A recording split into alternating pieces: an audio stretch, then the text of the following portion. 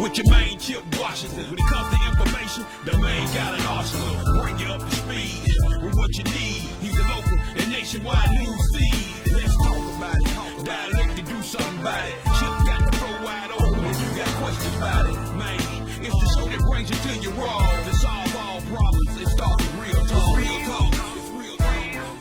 It's real talk. It's real talk. It's real talk. It's real talk. It's real talk. It's real talk. It's real talk. It's real talk. It's real talk. It's real talk. It's real talk. It's real talk. It's real talk. It's real talk. It's real talk. Yeah. Welcome to Real Talk with your host, Chip Washington. It's real talk. It's real talk. It's real talk.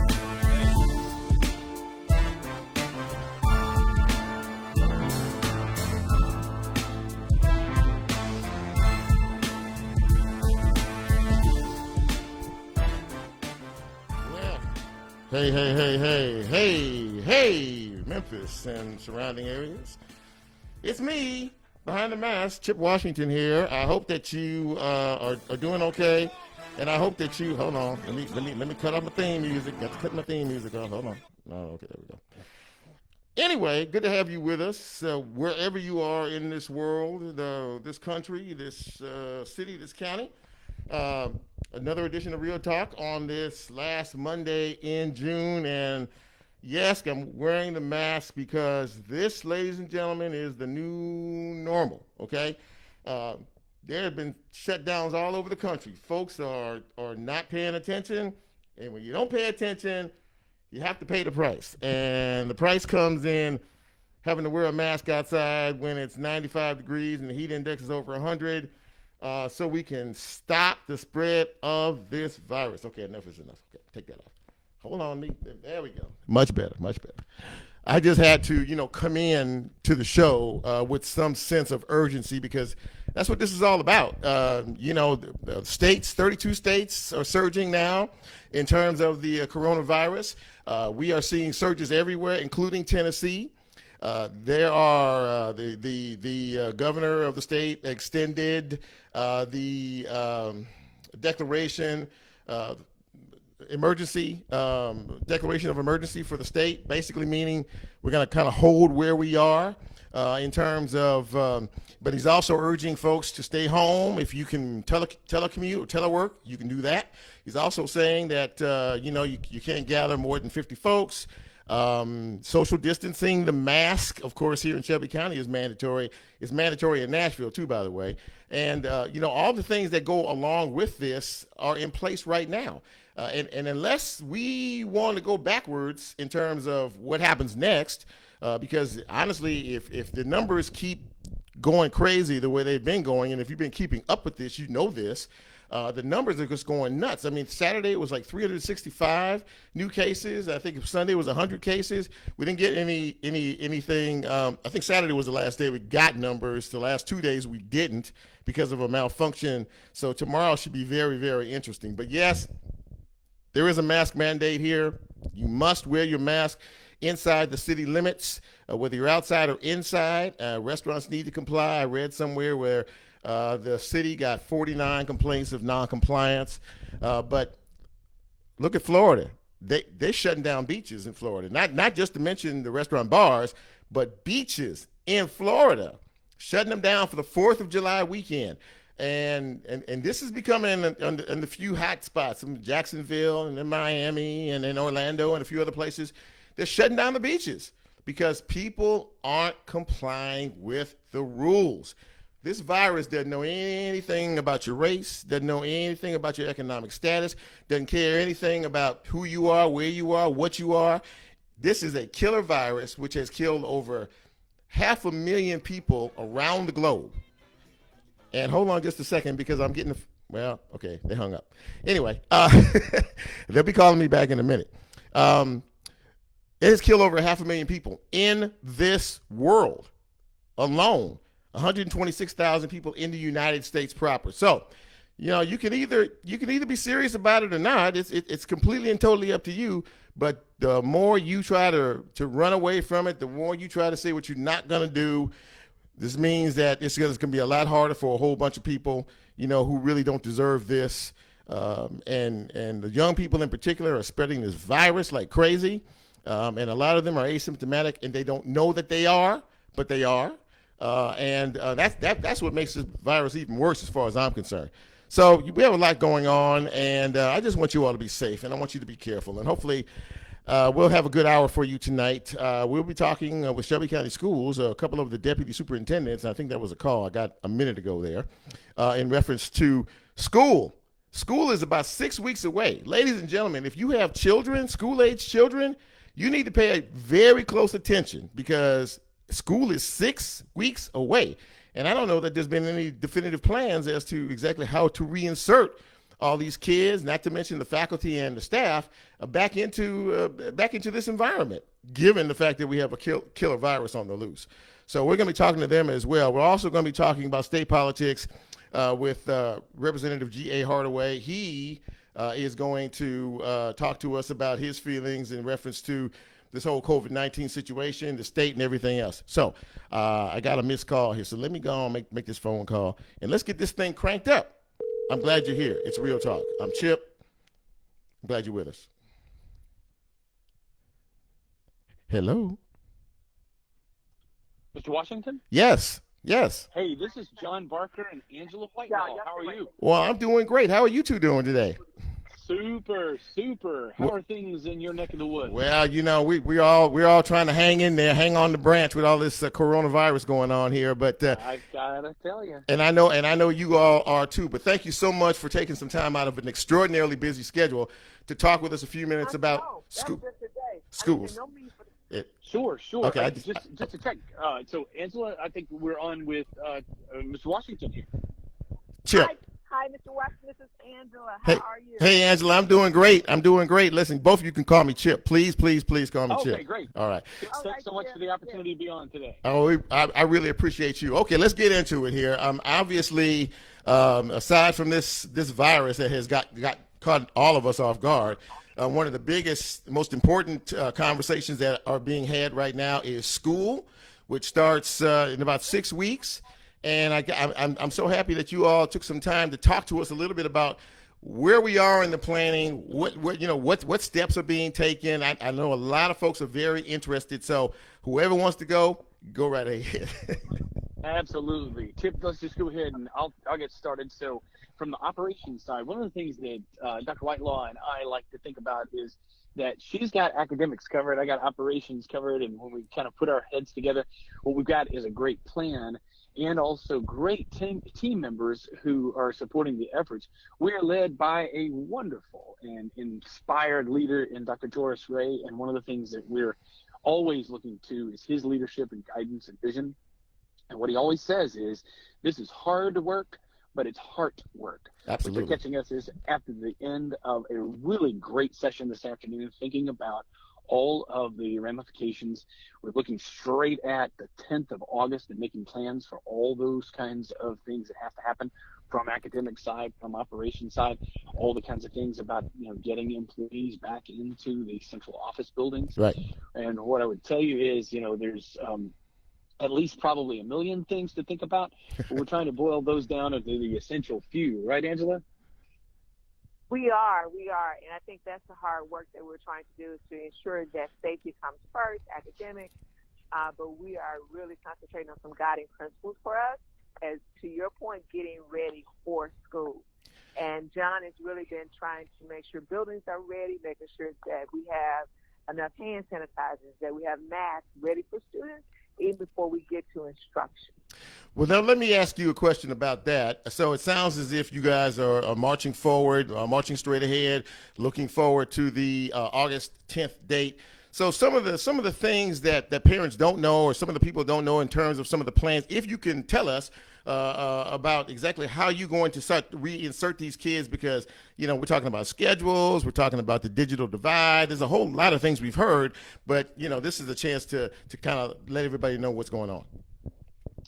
But Chip, what I would say is that, there's still lots of things that we're working out, and we've got a board meeting tomorrow night, so we encourage everybody to tune in on the board. We again, to the point that the cabinet meeting was this afternoon, and we're working through some brand new news, where the governor today extended the emergency declaration, Yes. state of emergency relative to the COVID-19 pandemic. Yes. So I think what we're doing is taking all that under advisement, looking forward to some conversations with the State Department of Education.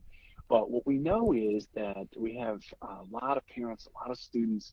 I talked to a lot of students. I have one who lives with me and calls me dad. Okay. She's an 11th grader, rising 11th grader at Central High School. Mm-hmm. And what I can tell you is that she and all of her buddies are really rearing to go, looking forward to getting back into school buildings. Mm-hmm. And I think, kind of to get back to some sense of normalcy. But what I think it's important to say is, especially given the governor's notice today and the rising cases that we have, what Dr. Ray and the cabinet and our wonderful board, the board is, as superintendent says, the best in the country, and provides great guidance and good thought partnership as we're thinking about this. So what we want to do is make sure that, and as he reminds us as well, and reminds the board, reminds everyone, that in the Tennessee Code annotated, the designation of the superintendent, the director of schools, it's the first job of the superintendent designated to be the superintendent is to keep children safe. Right. So I think there's a lot to be said about this new piece of information, the rising cases, so that we wouldn't be going into anything ill-advisedly or lightly. Speaking with Dr. John Barker and Dr. Angela Whitelaw from Shelby County Schools. All right, safety first, obviously. The governor's mandate to extend that emergency declaration to the end of next month. There are a lot of people asking me questions here online. So, and I guess one of the questions is, what about the bus drivers? I mean, I know you guys have so much to do, and I am just really admire the fact that this is a tremendously great challenge. But again, reinserting these kids back in school, do you see right now, or I guess we're still having plenty of conversation, a regular schedule, either one of you? I mean, in terms of the academic side of things? Hello? Say that question again. Yes, I'm here. Say it one more time. So you were going in and out. Yeah. I'm sorry about that. Just wanted to know. Can you hear me okay now? Can you hear me okay? Now I can. All right. Just wanted to know academically, in terms of that, I know there's still a lot of conversation, but are we going to be academically ready, and in reference to teachers and students and classroom environments, or are there going to be some splits and some other things that parents need to know about? Chip, I think that's a great question. So let me say this. I think that in this environment, we are all trying to get ready. I do think that when we get back to school, we're going to be learning new things, and we're going to be constantly monitoring and adjusting just due to the mere nature of where we are in society, especially also in Shelby County. What we are doing this summer is really trying to take the time out to help our teachers get acclimated to Microsoft Teams, and that is just a platform where we'll be able to communicate with our students. Also, we're offering training to our parents, and we had a great parent institute this last weekend where we had over 2,000 people to attend. Wow. So it is the work that so if you say, hey, Angela, are you 100% ready? I will constantly say that we're learning, we're right. monitoring, Sure. we're adjusting, Sure. and we're trying to get there. But every day, this is so fluid. It's just so fluid that we go, that we're trying to find the best way to educate our students in this environment, as well as support our teachers. So that's what's so important right now. And so again, Chip, I think that we are getting there because what we want to be able to do is assure our parents that we have the best interests of our students at heart. And we're going to do all that we can to be successful. And we want our parents to still trust in us and still trust in our work. And we are learning and working hard to make sure that we are ready for August. Talking, Angela, I couldn't I couldn't agree more. And Chip, just to kind of let everybody know, Angela and I had done an interview recently with another media outlet, and we talked about how the key words here are grace and flexibility. Right. Grace, because we're going to have a lot, there are a lot of things that people ask that we don't have an answer to, right? So when is the coronavirus pandemic going to be over? I don't know. When is there going to be a vaccine? I'm not sure. But the idea of flexibility that Dr. Whitelaw has just spoken to is that the situation being fluid, we look forward to sharing as much as we can, as soon as we can, anytime there's any change. And I think the governor's announcement today is something that we're going to be processing on and thinking about, and how that necessarily works for Exactly. the timelines that we have and everything. But what we know is that the academic team has prepared and is preparing a great plan. What we know is that our operations team is preparing and has prepared some great steps to make sure that people are safe, and that we share those, as we have, and that, everybody extends a little bit of grace as we go, because what we have to be is we have to be flexible as new information comes on the scene. Well, absolutely. This is a work in progress. And by the way, folks, if you're just checking us out, we are talking with Dr. John Barker and Dr. Angela Whitelaw from Shelby County Schools, deputy superintendents both. And again, I completely understand that there are way more questions than there are answers, and that every day is a new challenge. And I know you are getting, parents, I know they are extraordinarily concerned, and I know you're getting an earful. And obviously the academics, the teachers, the instructional folks, they're wanting to know exactly what the plan is in terms of, where they fit in. But I think bottom line is everybody wants to be safe. I want you, one of you, either or both of you, talk a little bit about, I know there's a plan to increase the digital divide, which is basically the ascension of the computers and the home-based academics. Can you all speak to that? Yes, I think I can speak to definitely what we're trying to do. Just on last week, the board members made a monumental decision along with our superintendent, who our superintendent has been shepherding this for a year, around digital work and around the digital vibe. We're going to be able to purchase 95,000 computers, and this will help us to close this digital divide gap, because all of our students will have a technology device, and where that we want to continue this robust learning and this academic learning and not leave any child behind. So again, I think that it's a monumental decision on behalf of our superintendent and our board, and we are enacting on that decision, and we will be working overtime to ensure that as the computers come in, we get them out to students, and that's where we are in the process. So definitely a great question. And again, our superintendent started this work in March 2019, saying, hey, we have, there is a need for technology across the district to ensure that we have equity for all of our students. And he never let up on that idea, that dream, and worked with our great board to make that happen. So now you will see us now put that in place and act on all of those pieces. This is an awesome. I'm sorry, John, were you going to say something? Well, no, Chip, I was just going to say that we probably got time for one more question after this one, because we actually took a break from the cabinet meeting to go back. But I just say, and emphasizing what Angela said, on the issue of this being a critical piece for the go-forward strategy, and back to that idea of flexibility and grace. Because with flexibility, what we're going to have to be able to do is, some parents might want to choose that their students be at home for a little while. Exactly. So to have that device, have connectivity to be able to do that. And I think, some parents are ready to go with being in person. And I think this year is probably going to be, don't you think, Angela? This school year may be the most unusual. Angela's been in this business a minute or two. I've been in it a little while. Yeah. That may be the most unusual we've ever experienced. It will be, but I think, to John, and what we're trying to be, carrying our faith, and every morning getting up, every morning we talk now at 6:30. So that we can get ready for the day, which starts about 8, and we go into 8, and making no excuses, because what we're trying to do is to plan for students. Sure. But I do think this year is going to be our most trying year. Yeah. Our year that we're going to show people that we're unstoppable.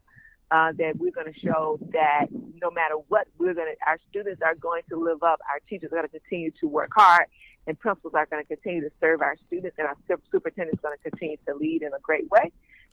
So again, I think that we're all up for the challenge. Well, listen, Chip, and I would say too. Sorry, one quick thought too. Go ahead. Yeah, go ahead. Because one of the things that, to Angela's point about waking up early, what we feel is the prayers of the people of Shelby County. Mm-hmm. You know, we have people will tell us all across the board that they're praying for us, and what we would take is this opportunity, if we could. If people are praying people out there, please throw one up for us, Yeah. for the Shelby County schools, Absolutely. and moreover for the students. That's right. Faculty, Because the staff, social and students, emotional right. needs of our students Yeah. and the teachers, this is hard on people. This is hard on grown folks, and this is hard on little people. Yeah. And when I say little people, we have a lot of K-12 folks who, clearly have never experienced anything remotely like this. None of us have. But we would say, we appreciate the support and the prayers and the great thoughts and ideas, and again, that we have felt the community coming together around this and upholding us, and we appreciate that. Well, listen, I appreciate both of you. I know you're busy, and I appreciate you taking a few minutes of your time to talk with us here on Real Talk. Best of luck, and if we can do anything to help to put the word out about anything going on, just let us know. Absolutely, we appreciate you guys. Yeah, have a good night. Take care. Okay. Well, all right. I'm waiting for comments over here, and I will give you my quick, easy assessment of this. Way more questions than there are answers right now. Way more questions than there are answers right now. And I don't know if you gathered any more information, after this conversation that we just had than you did before. But it again, this is a this is a work in progress, unlike anything. Time is about 100, and again, I know that they've been consulting with teachers and the other folks that teach these children. Not only that, but parents as well. And again, I think that every day the dynamic is a little bit different, and every day they have a new wrinkle that they need to try to figure out. And I think the best thing we can do as a society, and as a county in particular, with children in the district, is to just keep pounding away, asking the questions. Make it, everybody needs to be held accountable. One thing we do know, that our children need to be educated. Now, whether it means that this is what's this going to look like? Going to look like at home? But then the question is, okay, so if you have computers and all the computer equipment and everything in the house, but you, mom and dad, have to go to work, who's going to be accountable? Who's going to hold the children accountable? How does that work? In terms of, kids have the attention span of a gnat. So, there are just so many factors. Greg Peters says it's going to be one day at a time. That's it and that's all. Well, maybe so, but this is an evolution. That's going to be an evolution. And I take my hat off to them. They got a serious job ahead. And they're not going to make everybody happy, and they're not going to be able to fix all the issues that come up on a daily basis. But my issue is, let us if we're going to bring these kids back, and these teachers, and all the instructional facilitators and everybody else, let's bring them back to a relatively safe environment, okay? Because we know that the children don't spend a lot of time with the hand washing and the hand sanitizers and all that other kind of stuff. They come to school sick, and they want to breathe on folks, and they want to sneeze on you, the whole 9 yards, and that's not good for teachers, for sure. So what we need to do is we need to make sure that before we even set foot in a school, that there is some semblance of a comfort level that goes along with that. And God bless them. Like I said, more questions than answers, but we have to stay vigilant here, okay? Don't back away when it comes to your child's academics, and more importantly, the health of all those concerned, okay? That's a big deal, all right? So I'm just, like I said before, I'm cautiously optimistic. I don't know if school's going to happen or not the way we all know it to be, but we shall see what we shall see. I'm about to call my next guest, and he is someone who is not shy about giving his opinion about anything. And he is State Representative G.A. Hawdaway. He has been manning the fort for us here in Memphis for a long time. And I have a couple questions I need to ask him about all this as well. This is Real Talk. And I'm Chip. I'm glad you're here. And we're moving on forward. Moving on forward.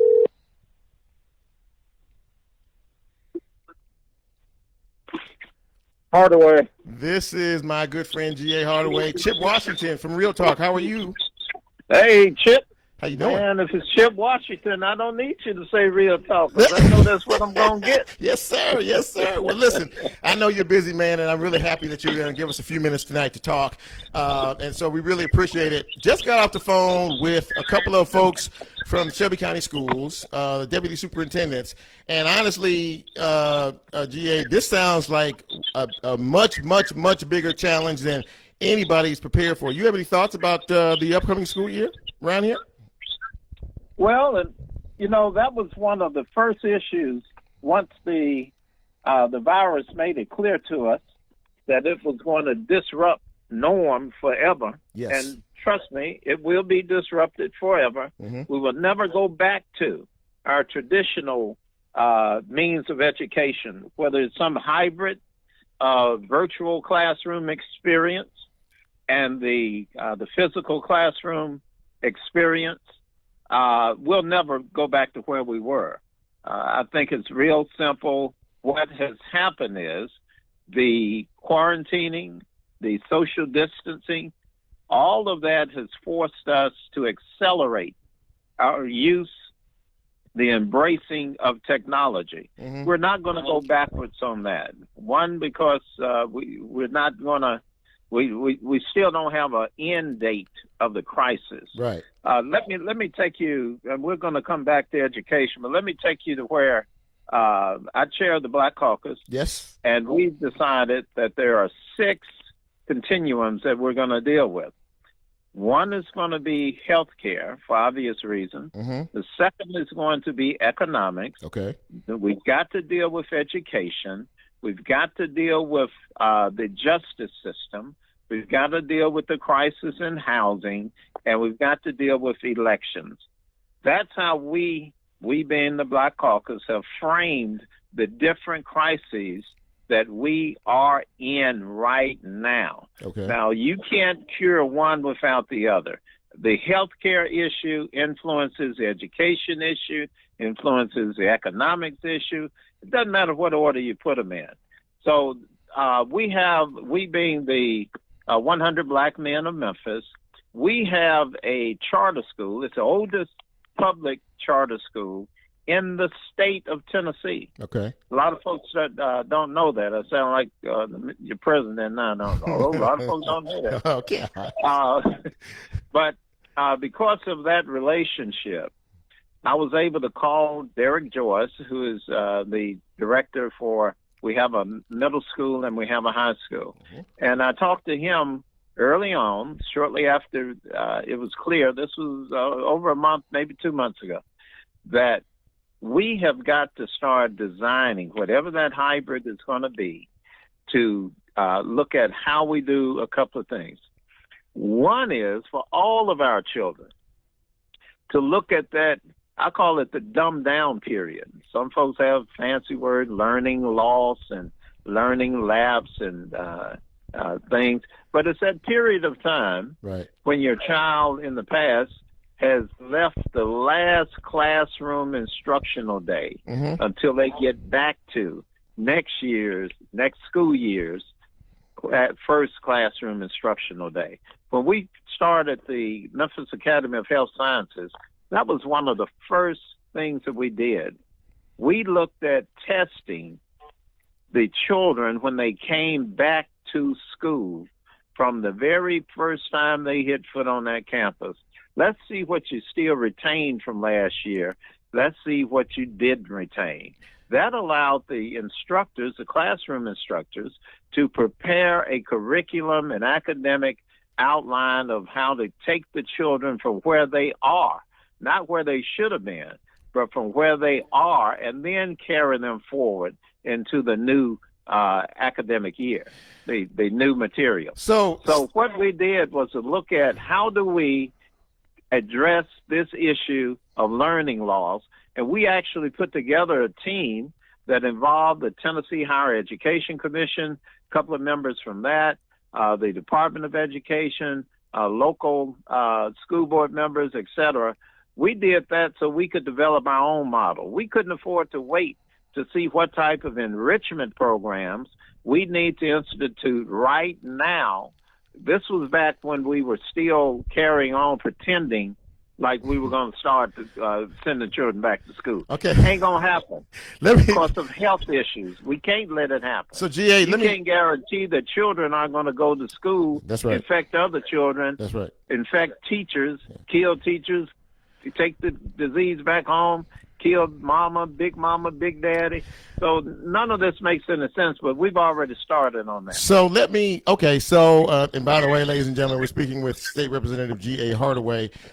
How would you grade, you said quite a bit there, but how would you grade the state in terms of this crisis as a whole? I mean, I know, look, we're all individuals, and so we all make choices, and some of the choices, may come back to bite us, where. But as a state government, how are we managing this, in your opinion? Worst crisis management in the world. I give them an F for flailing, an F for failure, an F for frantic. I could go on. A lot of F's there, yes, sir. The worst management in the world. It's similar to what the president has done.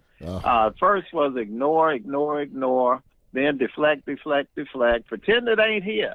Pretend if it is here, it's going away quickly. We did not get ahead of this game. If you recall, Black Caucus took a position when the health departments, the state health department and the local health departments, were sharing personal health data with law enforcement. We said it was wrong. We said it was not just constitutionally suspect. We said it was a constitutional violation of your privacy rights. Now, why did they have to do that? Because they didn't prepare in the front end.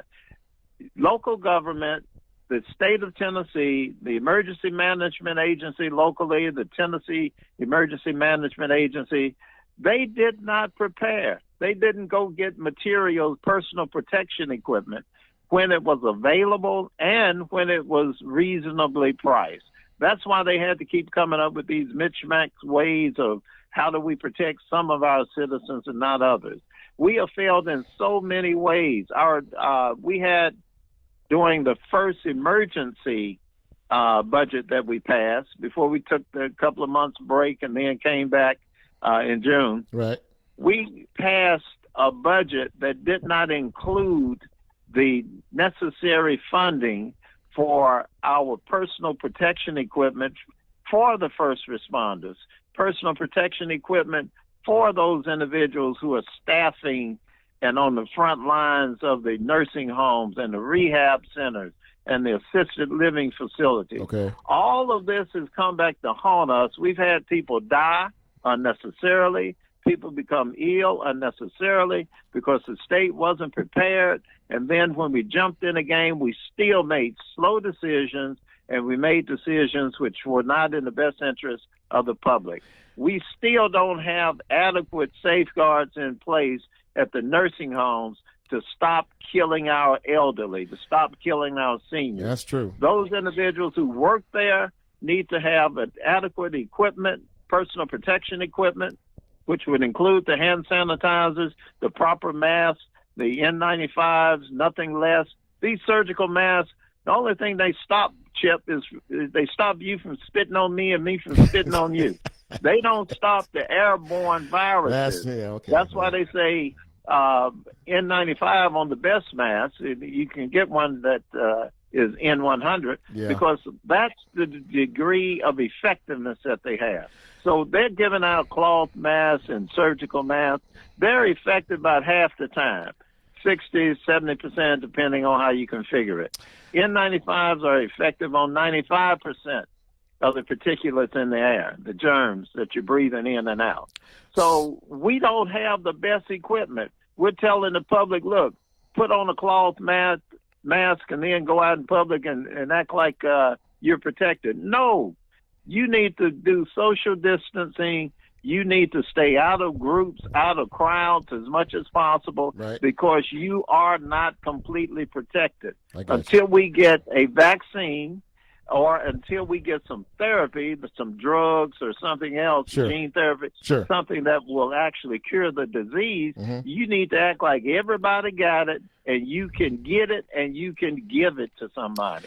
So, no, the state gets an F. We aren't prepared for education now. Our children won't know what hitting them educationally next year, nor this year. We're still talking about testing children next year. They haven't completed this year. Remember, we started children out of school the end of February, 1st of March. Right. They will have spent as many months out of school as they spent in school. You're not learning anything like that. Come on. That's true. Well, look, let me just say this before I let you go. The name of this show is Real Talk, and I'm watching my feed here on the side, and everybody is praising you for the real talk with no chaser. So just know that if we want an honest and real assessment of things, Representative G.A. Hawdaway is the man to talk to. But listen, my friend, I got to go. But I just want you to know you are welcome on this show anytime. And you spoke truth to power, and we need to pay attention. And I guess from your lips to God's ears, we need to hold everybody accountable. Chip, I appreciate the time and the ability that you demonstrate every time you bring that information and the inspiration to the public. We can't do without you. Thank you, Chip. Thank you, G. I appreciate it. Thank you, buddy. Safe. Okay, buddy. Thanks. Well, that was very nice. You didn't have to say all that on the back end, but that was very nice. And again, look, all of us understand that this is something that we have never seen before. It will change our lives forever. You can forget the old normal. What's going on now is the new normal that is happening. Okay, the virus is taking over everything. And so you just need to get used to it one way or another, okay? If you can work from home, work from home. I mean, I realize economics are at play here. A lot of folks are out of work. God bless them. I understand that. Where's my next meal coming from? How am I going to take care of my children, my family, my home? I understand that. But if you're dead, you can't do it anyway. And if you're homesick, you can't do it anyway. So we have an enormous mountain to climb. And Gio's right. Look, I don't know how prepared. None of us were prepared for all this, but this is something we need to deal with. Now, I am going to make my last phone call because a subset of all of this, I think, has a lot to do with law enforcement. And the law enforcement area these days is really under fire. For a lot of reasons, maybe some unfair. A lot of municipalities now, since the death of George Floyd, want to defund the police departments. They want to dismantle police departments. They want new protocols in place. They want new policies in place. The law enforcement officers are under attack. Many of them who are out here serving each and every day and doing the best job they can, unfairly attacked.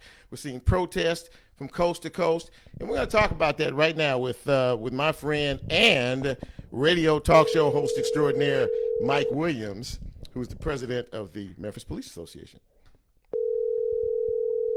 Great show so far.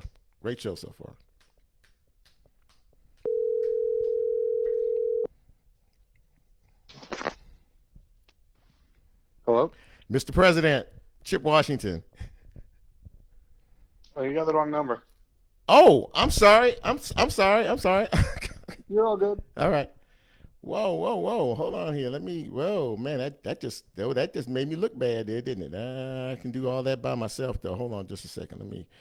Let me see. If Mike, you listening, you can call me, but let me go back here and get the right number for you. Goodness gracious. That was a little embarrassing. So let's go. Mike, if you hear me, you can call me. Let me see. But hold on a second. Let me find you.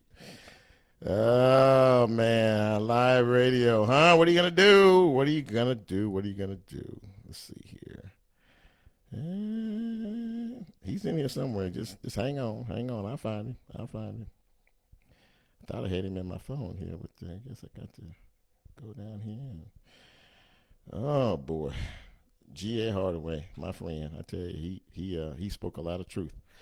Let me see here. Hold on, let me try to do something here. Michael Williams. Let me see what. Let's see here. Okay, hold on. Okay, I'm on the page now, y'all. Just hang in there with me. All right, there we go. Let me try this number here. I bet he answers this time. Okay, there it is. I got the right guy. Okay.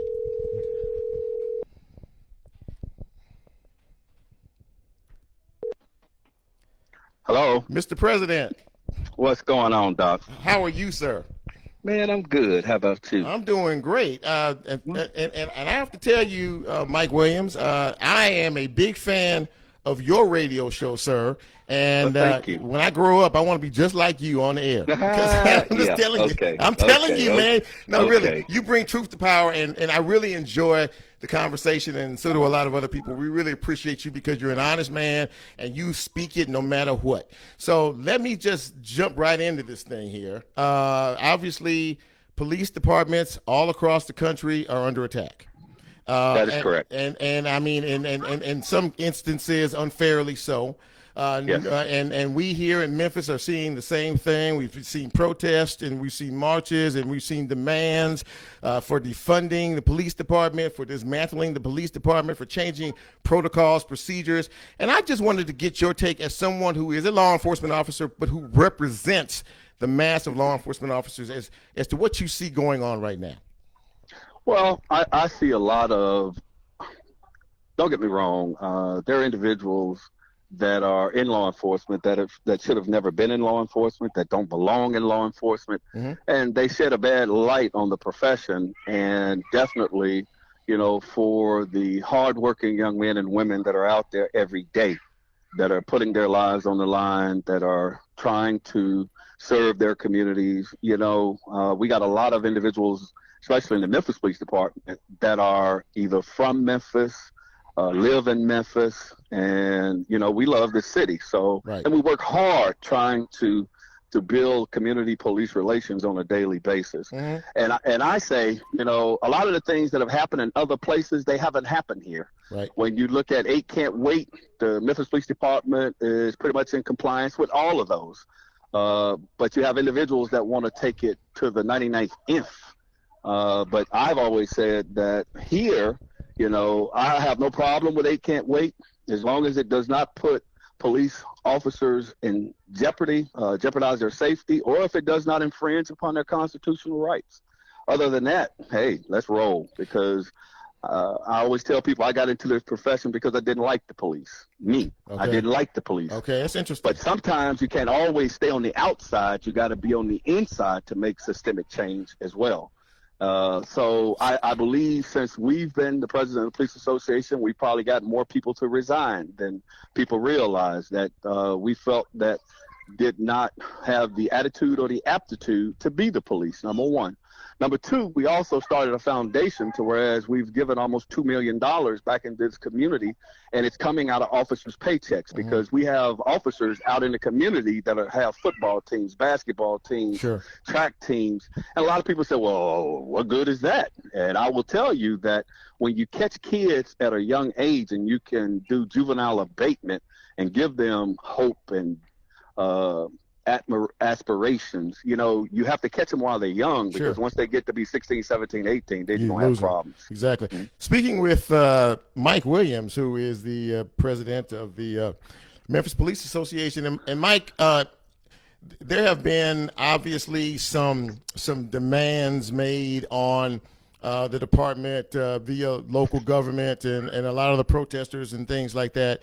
I know you don't have a problem with protests. That's the foundation of this country. Matter of fact, we did it Saturday, Sunday. Saturday. Exactly right. I want to talk about that in a minute. But peaceful protests, of course, are the way, and they can help to create change. So and like you said, you and several members of law enforcement, both office, the sheriff's office, and the police department were out as well. You'd like to see some changes made too. You understand that the system is not perfect. Talk about that. Well, we had to kind of wait until a lot of the sentiment kind of died down, because there was an atmosphere. There is an atmosphere. We've had 12 police officers that have been shot at in the last month. Wow. 12 police officers in this city, when we haven't choked anybody, we haven't killed anybody, even in the commission of our duties in a couple of years. A lot of people said, well, what about Mr. Weber and Frazier? That wasn't us. That was the marshals that came in. And then that was a whole nother situation as well. Sure. But we had officers that had been calling me, and some of them wanted to go down to the protest. Some of them wanted to be a part of the movement, but it may not have been safe for them at that particular time. So we wanted to provide a safe space. We've started a campaign called Officers Against Injustice. And when we say that, it's injustice that's being perpetrated by officers. It's injustice that's being perpetrated by citizens. It's injustice, period. Because we understand that being police officers, that everybody wants to put us in a certain category. But guess what? At the end of the day, I'm sitting here right now watching my daughter, my great-grandkids in the pool. They having fun. Sure. I'm not, to them, I'm Paw. I'm not President Mike Williams or Police Mike Williams or anything like that. And guess what, Chip? I'm a black man. That's right. A lot of people may not realize that, but I marched in the 60s, came up in North Memphis over near Scudderfield. So I get it. And I referenced earlier when I told you I didn't like the police, because in 1968, on the way from downtown, my father had taken us to a march where they had water hoses and dogs and all of that kind of stuff. Sure. And young people were being beaten.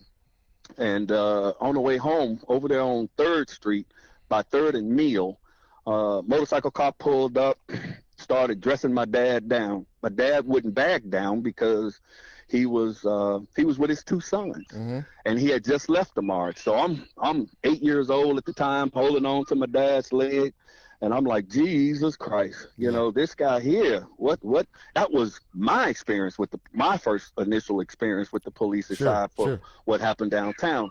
And that's when I decided I wanted to be a police officer. And I said, you know what? If I ever get in that position, I want to do it a little bit differently. I definitely want to serve the citizens of the city. And when I rode in Orange Mound and Castalia and Florida and Kansas, I got kids that walk up to me. Well, they're not kids anymore, but they walk up to me and go, hey, thank you. Sure. Thank you. Thank you. And that's what it's all about. That's what it's all about. And sometimes it takes a negative experience to maybe, make you feel like you can come in and make a difference. Speaking with Mike Williams, president of the Memphis Police Association. And Mike, I know you, just like a lot of the officers and just like all of us citizens, we want to get up in the morning and be able to come home at night to our families. And I hear your little ones in the background. Let me ask you about how difficult it has been to recruit officers to come to Memphis and protect and serve. Well, it's been hard, and we've been saying it all along. When they first started, we went from 2,500 police officers when we were able to do community policing, which when I thought was the most effective, because we had officers that were integrated into the communities and the communities knew them, down to 1,900 officers. But that was because it was orchestrated that way. They wanted to be able to garner money, to be able to do economic development. At that particular time. At the expense of safety? At the expense of safety? No, at the expense of the citizens. That is correct. Wow. Because let's think about it. Everybody talk about defunding the police. They've already defunded the police in the city of Memphis. We went from 2,500 officers down to 1,900. That saved them probably about anywhere from $50 to $75 million. Okay. Then they put the retirees out of the health care. That saved them about an additional $40 million. Yeah. They put the spouses out of the health care. Then if you remember, we took a 4.6 pay cut. Yeah. Even though we went into negotiations, they cut our pay. That was another $30 million.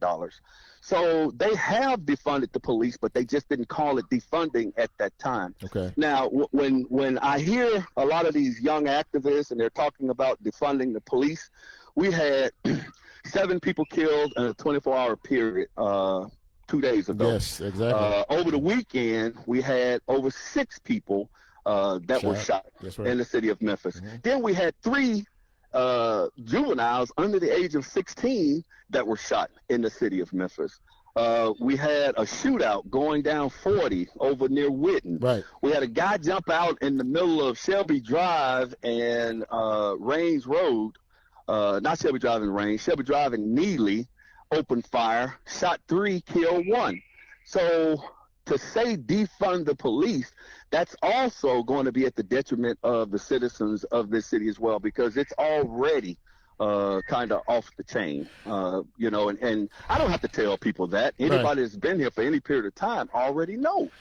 So what my thing was, and I had been preaching it for a long time, and if you listen to the song on my show, which is almost 8 years old, when it comes on, I talk about putting money into the community. Right. I talk about doing community centers and providing opportunities for youth. Exactly. I've been preaching that for years. Yeah. But see, my thing was, we're going to spend $70-something million on Riverside Drive that don't nobody want done. See, that's crazy. But then people on the Hill want it done. We're going to spend $225 million over there at the fairgrounds for that project. You know, we gave Electrolux $180 million,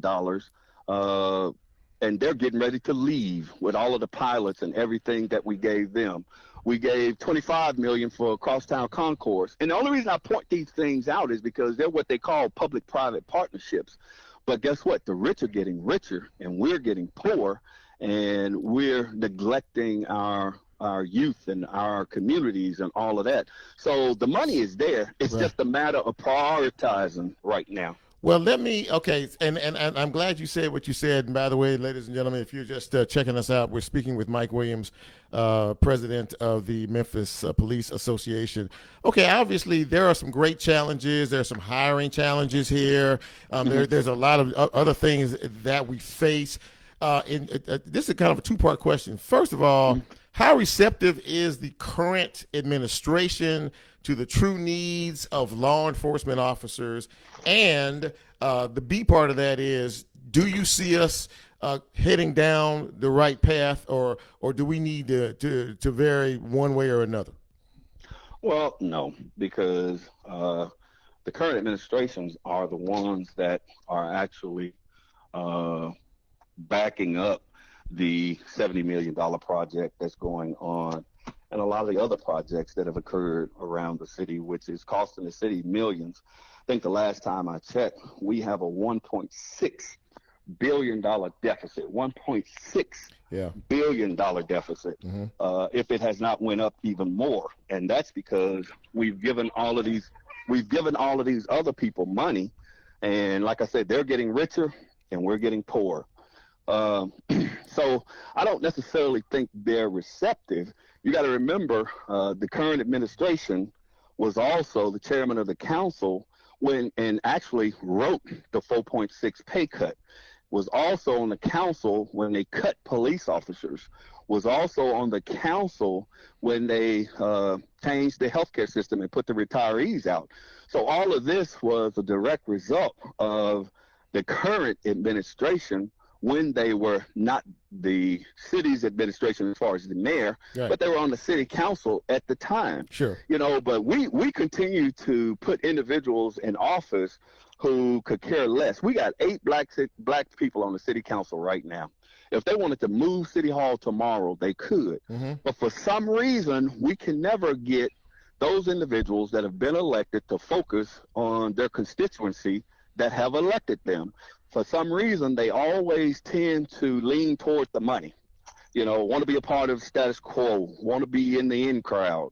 You know, those types of things, which are detrimental and have caused a lot of the heartache and angst that the black community is suffering right now. I'm sorry, Mike. What is your stance on the residency requirements? Should officers live inside the city, live inside the county? Where do you stand on all that? Well, not necessarily. I don't think that a lot of people are going to say, well, you're going to have, you know, all these people that's going to come in here. Right now, I could live 2 hours away from the city of Memphis. I'm covered under the old policy, Sure. but I live in Memphis. Yeah. I don't have a problem living in Memphis because my wife's from Chicago. She ain't scared. You know, I'm from North Memphis. I ain't scared. You know what I mean? But you do have individuals. You know, when you got these guys working 16 hours a day, 20 hours a day, they want to put their family somewhere that they feel safe. Because, see, one of the things that we're experiencing right now as well, do you know we have individuals that are following officers home right now? I did not. You know what I'm saying? Yes, sir. See, Yes, sir. and because of everything that's going on, we're getting calls where officers are being followed home by individuals. Yeah. And that's kind of scary. Yes. Because now you're following me to where my kids are. Yes. Yes. See, Yeah. and I will tell you, see, that's how come, you know, I'm from North Memphis. You come to my house, we're going to have problems. I got you. We're going to have problems, and Mike Williams going to be all over the news, and I'm going to tell each and everybody, because I'm from North Memphis, I don't want to hear it. I don't want to hear it, because, see, I've been telling y'all that, you know, I get it. You want to protest? Protest. Yeah. But, see, don't take it to the extreme to whereas you put my family in safety, because guess what? I ain't done nothing to nobody except tried to help you. Most of the officers in this city has done nothing but tried to help you. We received, I think the director said 1.7 million calls into the call center in the city of Memphis. Sure. You know, so these guys are humping. You know, they're undermanned, they're overworked. And then because of all of the protests, they had to work even more. And then you want us to be nice. You want us to be all kumbaya. Mm-hmm. You know, I don't agree with any officers that's going to operate outside the constraints of his duties. I don't. I don't condone any officer that's going to act not in accordance with protecting and serving the citizens of Memphis. I've said that repeatedly. But at the same time, please understand that a lot of the woes that are happening in this city, we've caused ourselves. And at some point, we as citizens, because see, Mike Williams is going to be a citizen pretty soon, right? Not a police officer, right? But we as citizens are going to have to start taking responsibility for a lot of the things that are occurring in our neighborhoods. And I know everybody said, well, Michael, that's a whole nother conversation.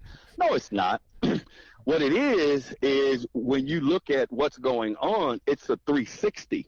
See, we want to look at 180. We want to restrict the police, but we got guys out here running around with AKs, Mac 11s, 100-round drums, 75-round drums, SKSs. Yeah. You know what I'm saying? Yeah, I got and you. then with the changes of the laws in the state of Tennessee, we catch them. They got them in the car. You can't even take them from them. Yeah, that, you know, that particular issue right there. That's another subject for another show. But listen, I got it. And then they go down the road and shoot up somebody's house. There you go. Listen, man, I tell you, I have to go, but I just want you to know, I've always respected you as a man, not only as someone to look up to who represents, you know, an entire fleet of men and women who are out there sacrificing every day, but as somebody who will always shoot straight, will always tell the truth, and will always leave us with truth. And my friend, you are welcome back to this show anytime you want to come.